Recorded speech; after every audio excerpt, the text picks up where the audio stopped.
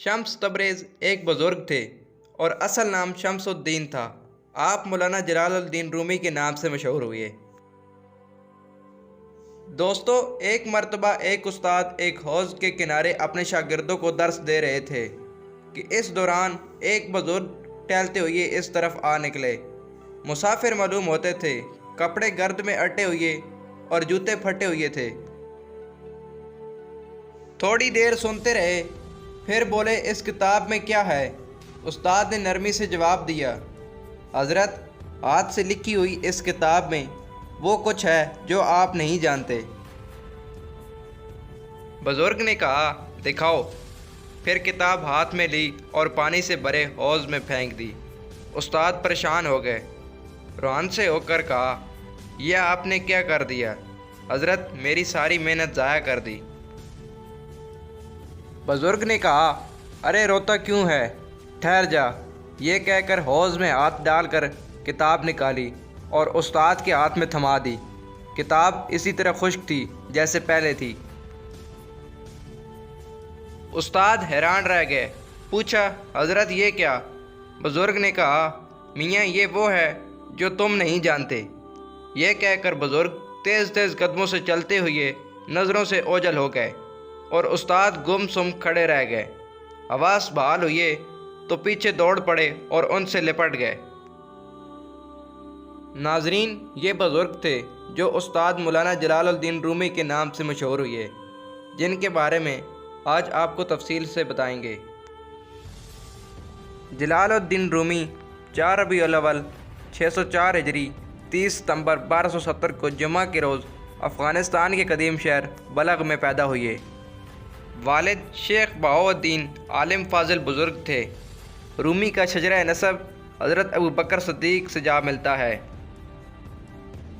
सूफ़ी बुज़ुर्ग ख्वाजा फरीदुद्दीन अतार ने रूमी के बचपन में ही पेशगोई कर दी थी कि ये लड़का बुलंद मकाम पाएगा। रूमी ने इब्तदाई तालीम अपने वालिद से ही हासिल की। फिर इनके एक मुरीद सैयद बुरहानुद्दीन, जो अपने ज़माने के बड़े आलिम थे, रूमी की तरबियत करते रहे। रूमी की उम्र तकरीबन 14 साल थी जब 1220 में अफ़गानिस्तान पर मंगोलों ने हमले शुरू कर दिए। जंगो जदल के इन हालात से मुतासिर होकर इनके वालिद ने हिजरत का इरादा किया। बगदाद, हिजाज और शाम से गुज़रे।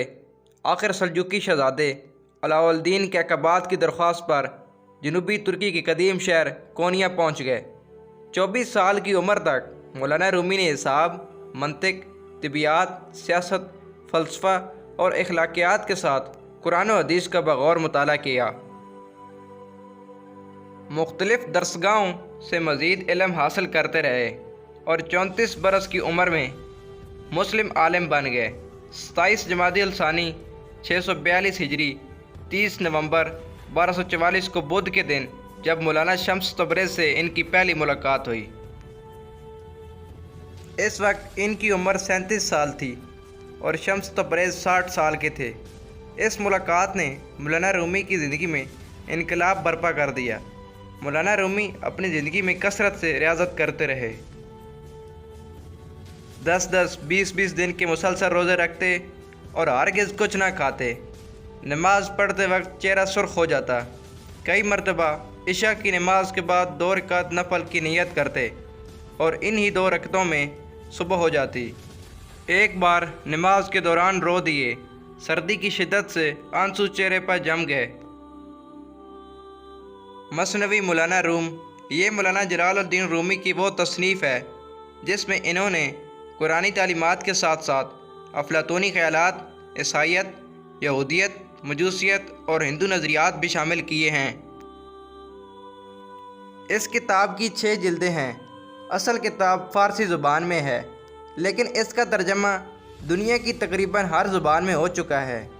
इसमें 2626 इशार हैं। रूहानी तरबियत के लिए ये एक बुनियादी किताब है।